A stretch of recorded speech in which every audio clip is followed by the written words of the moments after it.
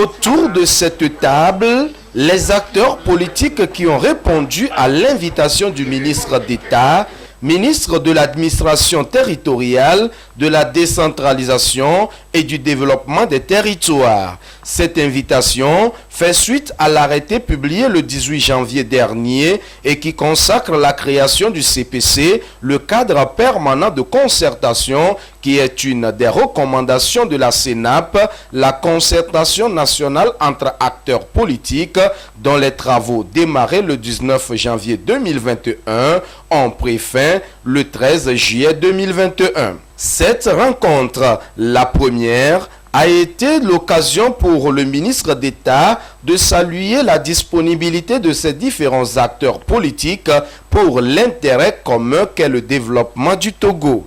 Nos remerciements aux participants pour leur contribution ô combien déterminante pour l'enracinement démocratique de notre pays à travers les différentes propositions qui ont été faites à l'issue des travaux de la Sénat du 19 janvier au 13 juillet 2021. Je suis d'ores et déjà convaincu que l'esprit de franc et sincère dialogue qui a caractérisé la Sénat se poursuivra afin que le CPC puisse contribuer à travers les différents thèmes inscrits à son agenda à l'amélioration des conditions de vie de nos populations. L'objet de cette première réunion est de prendre connaissance de l'arrêté et des attributions ainsi que de l'organisation et du fonctionnement du CPC. Le cadre permanent de concertation CPC sera donc un creuset pour le parti au pouvoir et l'opposition de se retrouver et de discuter des questions politiques, sécuritaires et d'ordre social. Les attributions du CPC sont les suivantes. Les questions sociopolitiques et culturelles, les questions sanitaires et environnementales, l'extrémisme violent, la situation économique, les droits de l'homme et bien sûr le suivi de la mise en œuvre des propositions issues de la concertation nationale entre acteurs politiques. Après cette réunion de prise de contact, la prochaine étape sera la création du bureau du CPC, le cadre permanent de concertation pour l'exécution de ses attributions. Il faut noter que l'arrêté portant création du CPC indique son organisation et son fonctionnement. On a pris connaissance de l'arrêté mettant en place le cadre permanent de concertation qui fait suite au CNAP que nous avons connu, qui va aborder beaucoup de questions sociopolitiques, environnementales, les droits de l'homme, la sécurité et fera le suivi de tout ce qu'il y a eu comme résolution lors de la concertation nationale. Les participants, ce sont toujours les partis politiques ayant pris part aux 3 dernières élections au Togo. Pour mon parti, je me félicite de la création de ce cadre qui est, comme je l'ai dit, une réponse du gouvernement à la suggestion du cadre de la CENAP. Et ce cadre est une symbolique de la volonté des acteurs politiques togolais de se parler. C'est un signe aussi de l'engagement du gouvernement de prendre en compte les propositions et les suggestions des acteurs politiques. Au nom du MRC, j'ai exprimé nos remerciements au gouvernement parce que quand nous avons fait la conclusion de la CENAP, il était bien inscrit de créer un cadre permanent. Alors le gouvernement a montré sa bonne foi. Maintenant, c'est fait, c'est créé à partir de ce matin et la balle est dans le camp de tous les acteurs, gouvernement et les autres, avec pour nouveauté désormais les indépendants. Le développement de tout un pays, c'est axé sur la femme étant mère. Et je pense que ce qu'on va faire désormais, on va parler plus de nous femmes quand bien même je suis seule, je ferai tout ce qui est à mon pouvoir pour que les questions des femmes soient débattues et qu'on a la possibilité de continuer par donner nos points de vue dans les décisions, dans les sujets qui seront abordés. C'est un sentiment de satisfaction. Nous estimons que le dialogue, qui est, comme le dit le président Félix Houphouët-Boigny, l'arme d'effort de ceux qui arrivent à faire passer l'intérêt général avant les intérêts particuliers, est finalement adopté comme méthode de travail pour discuter de toutes les questions, qu'elles soient politiques, socio-culturelles, de tout. Et nous sommes donc vraiment satisfaits que ce jour, nous soyons passés d'un cadre qui était temporaire, puisque la CNAP c'était 6 mois, à un cadre permanent. Donc maintenant nous voyons que les partis politiques ont compris que plutôt que de prendre le dialogue comme un médicament, ça devient maintenant un aliment quotidien, quelque chose que nous allons utiliser tous les jours de façon permanente pour aborder et régler les différents problèmes que notre pays a, pour faire de notre pays un pays fort et un pays émergent à l'horizon 2030. Le CAR avait quitté la CENAP après la deuxième réunion et on n'a pas suivi tout ce qui s'est passé. Et maintenant c'est un cadre qui est créé et vous savez, comme dans les habitudes du CAR, qu'on va toujours écouter, savoir ce qui va être fait avant de prendre notre décision. Et donc c'est ce que nous avons fait aujourd'hui. Nous, en tant qu'indépendants à l'Assemblée nationale, deuxième force politique de l'hémicycle, nous sommes assez interpellés par cette question d'ordre politique et cet oubli a été réparé aujourd'hui et c'est avec beaucoup de joie, beaucoup de satisfaction que nous prenons part à cette réunion de concertation qui est nécessaire pour le pays pour aborder les questions d'ordre politique d'abord, mais économique et d'autres natures. Ce cadre permanent de réflexion et d'entente entre tous ceux qui peuvent apporter quelque chose à l'édification, à la consolidation de notre démocratie et notre état de droit, ce sont des initiatives qui sont appréciables.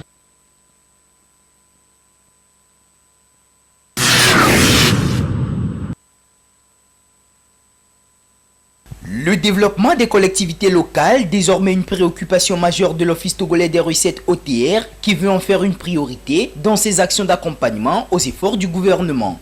Ainsi, la décentralisation et la fiscalité locale, deux volets essentiels de développement au cœur de la réforme politique et économique chère au gouvernement togolais et impliquant également la contribution des communautés à la base, ont mobilisé les acteurs clés autour d'un colloque de 2 jours.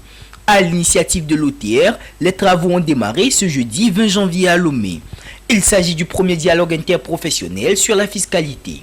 Il réunit élus locaux, experts en fiscalité du Togo et d'ailleurs, ainsi que des acteurs de la société civile.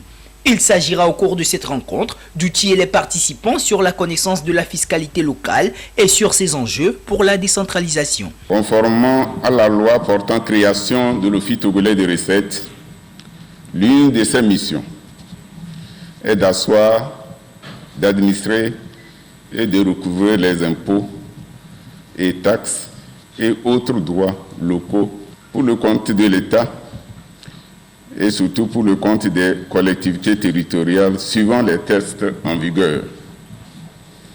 Ainsi, depuis son opérationnalisation en 2014, l'OTR a mis en œuvre plusieurs réformes en vue d'accroître substantiellement les recettes fiscales aussi bien pour le compte du budget de l'État que celui des collectivités territoriales.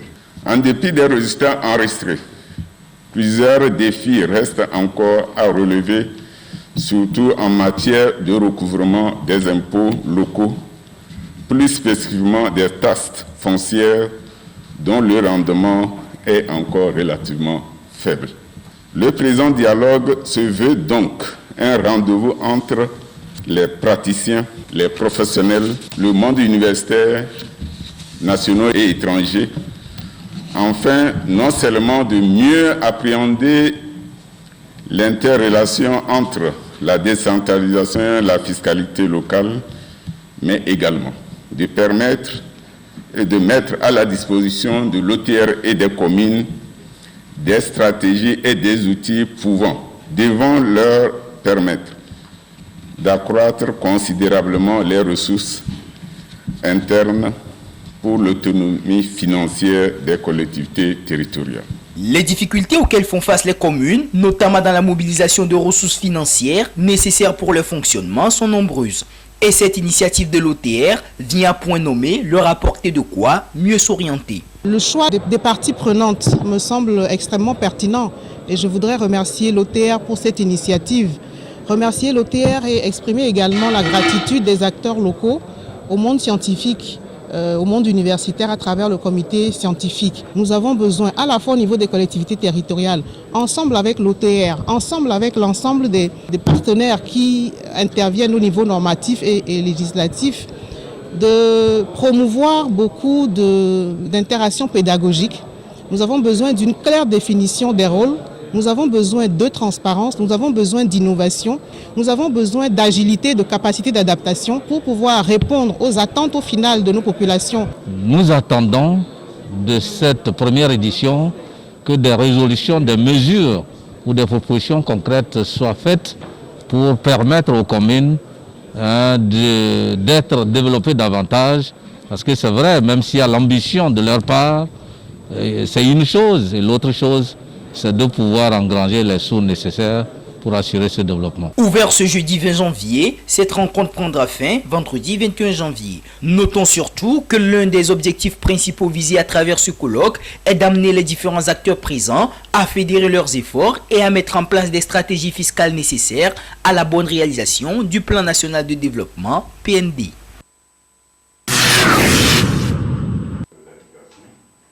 Fidèle à sa tradition, l'Office togolais des recettes OTR était devant la presse ce mardi afin d'expliquer les innovations contenues dans la loi de finances pour la nouvelle année 2022. La crise sanitaire liée au Covid-19 continue de faire parler d'elle, mais alors les entreprises semblent avoir acquis de la résilience pour une relance de l'économie togolaise.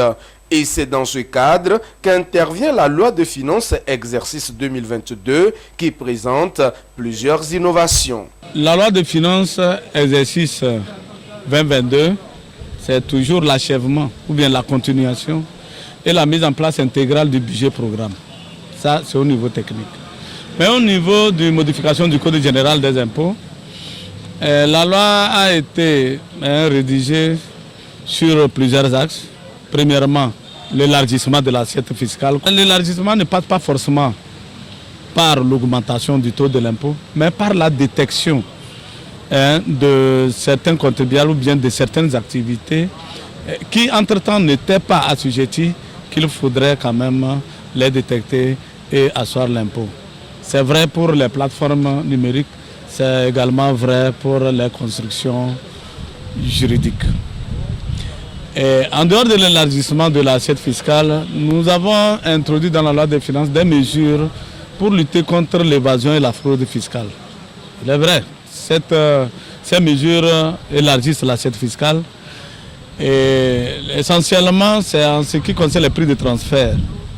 Et nous avons mis un focus particulier sur les prix de transfert dans la loi des finances exercice 2022. Le gouvernement, à cette période, agit en bon père de famille.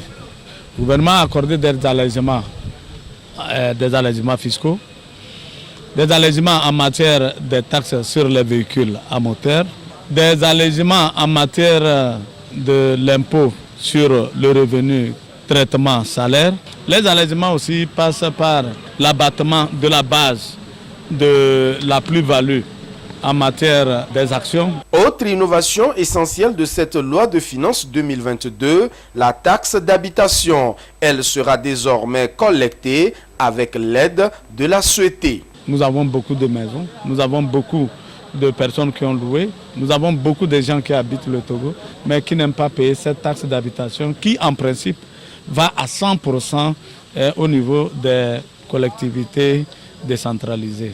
C'est pourquoi, dans cette loi de finances, il est prévu de collecter cette taxe sous forme d'acompte via la CET, la compagnie d'électricité, qui va nous faciliter dans le recouvrement de la taxe d'habitation. Ce n'est pas un impôt qui est assis sur la consommation d'électricité, mais nous allons trouver un mécanisme beaucoup plus doux. Nous voulons en fait faciliter la tâche aux contribuables dans le recouvrement de cet impôt. Donc un arrêté qui sera pris à cet effet déterminera et fixera les modalités de recouvrement et les mécanismes de calcul de cet impôt. Près de 814 milliards de francs CFA, c'est la prévision pour l'année 2022. L'Office togolais des recettes doit mettre les bouchées doubles afin de parvenir à mobiliser ces fonds aussi bien pour le gouvernement que pour les collectivités locales. Pour donc mener à bien sa mission, l'OTR compte dans les prochains jours organiser des séances de sensibilisation sur toute l'étendue du territoire national pour une meilleure éducation fiscale de la population.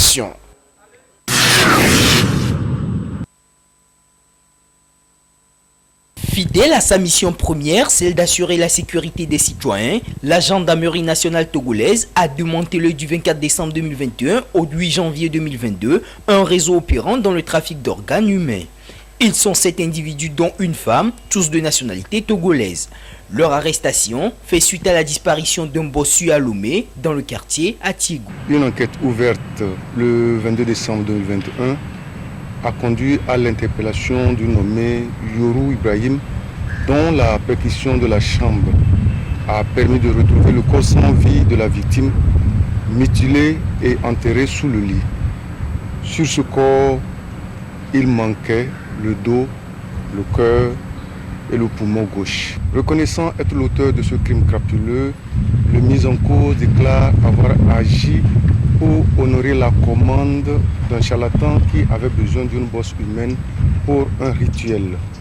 Des informations recueillies chez l'auteur principal ont permis d'étendre les recherches de Lomé à Blita en passant par la Matessi dans la région centrale. Et à l'arrivée, la gendarmerie nationale constate que c'est un groupe bien organisé qui opère à travers le pays. Ces individus, adeptes de l'occultisme et constitués en bande organisée, se procurent les organes et tissus humains, soit en commettant des meurtres, soit en les achetant ou encore en profanant des tombes. Les perquisitions effectuées au cours de ces investigations ont permis de retrouver, en dehors d'autres restes humains, les organes prélevés sur le corps de la victime et un pistolet de fabrication artisanale.